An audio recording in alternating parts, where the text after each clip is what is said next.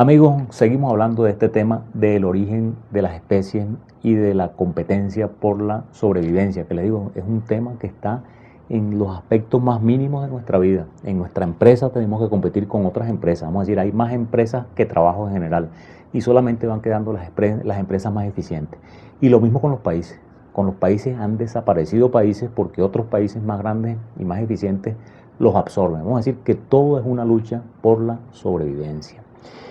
Una cosa importante en todo este tema es que hubo un antecesor de Darwin 500 o 600 años antes de Cristo, que fue Anaximandro, un filósofo griego. Hay un cuadro famosísimo del pintor italiano Rafael que se llama La Escuela de Atenas, ahí se lo mostramos, un cuadro espléndido. Ese cuadro tiene más de 7, casi 8 metros de largo por como 5 metros de ancho. Se llama La Escuela de Atenas y ahí están todos los filósofos famosos griegos, están en primer plano. Platón y Aristóteles, y fíjense que ahí en ese rinconcito está Anaximandro. Bueno, ese Anaximandro, 500, 600 años antes de Cristo, se le ocurrió ya eso, ya él planteó que los seres vivos venían de los peces, los mamíferos, y que había una evolución, que había habido una transformación de las especies menos complejas y más complejas, y así se había llegado a las especies que sobrevivían ya en su época griega. O sea, los griegos en todo fueron muy adelantados.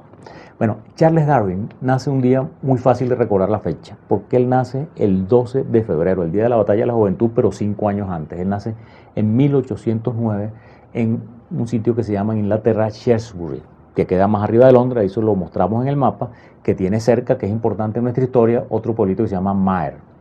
Él es hijo de Robert Darwin, un médico con mucho dinero, y de Susana Wedgwood. Él nace en este pueblito, nace muy adinerado, él tiene su educación, va a los colegios del sitio que los meten los padres.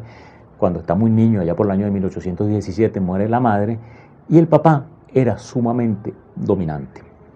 Vamos a decir, Darwin desde pequeñito le gustaban los animales, le gustaba el bosque, le gustaba caminar, cazar animalitos, escarabajos y coleccionarlos. Hay una anécdota muy famosa de él, que él estaba cazando escarabajos y agarra un escarabajo buenísimo y estaba feliz con su escarabajo en una mano, pero ve otro buenísimo y lo agarra con la otra mano. Pero en eso, cuando ve para el piso, ve otro que era diferente a los otros y le dice, no, este también lo quiero tener y no quiero perder ninguno de los dos. Entonces agarra uno de los escarabajos que tenía en la mano y se lo mete, yo sé que muchas damas se van a horrorizar, se lo mete en la boca para poder agarrar el tercero.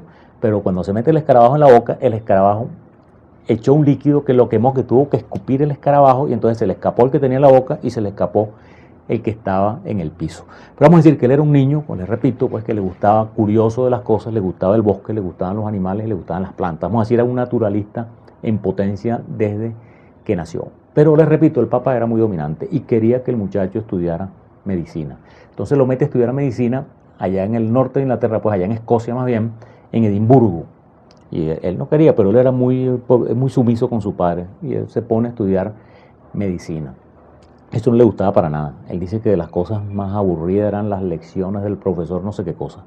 En esa época, hemos hablado en nuestros programas de grandes benefactores de la humanidad, pues en esa época no existía la anestesia.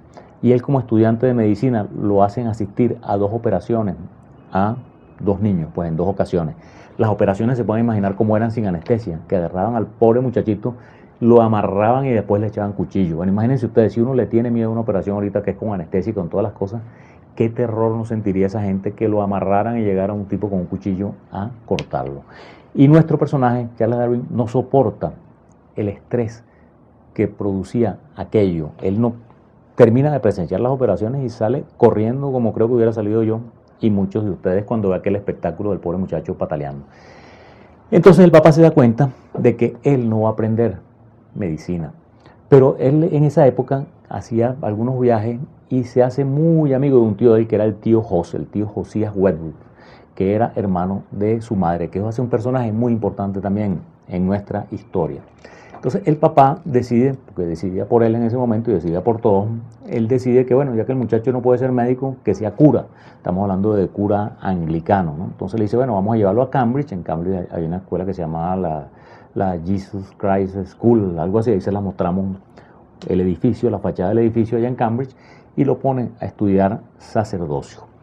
Entonces sacerdocio, pues lo repito, anglicano, pues eso, como son ellos protestantes, se pueden casar y todas esas cosas, ¿no?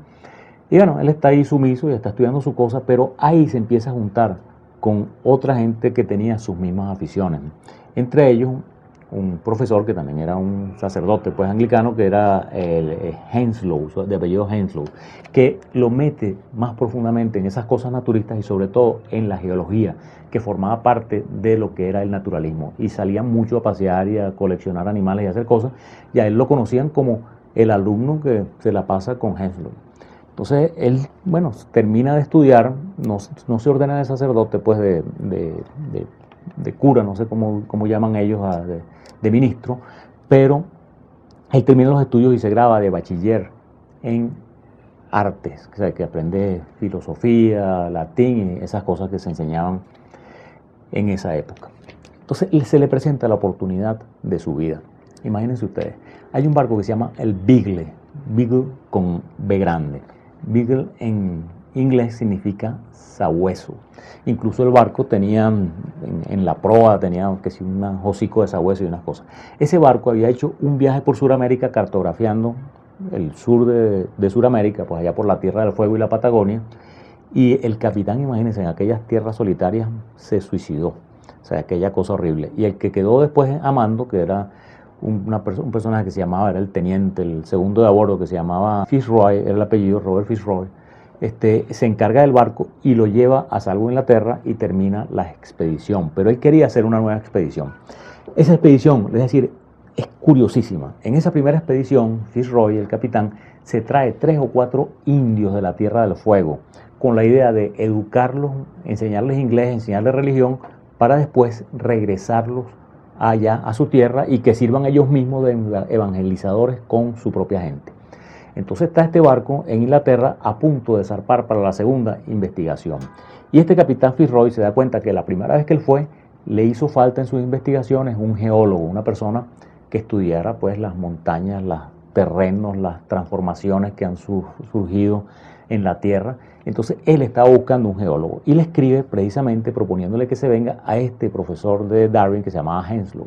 Entonces le escribe una carta pidiéndole que si se quiere venir a la expedición, que era una expedición de nada más y nada menos de 5 años. Pero vamos a hacer una pausa y vamos a ver cómo llegó nuestro personaje Charles Darwin a ser el candidato que finalmente se fue en esa expedición de el Beagle.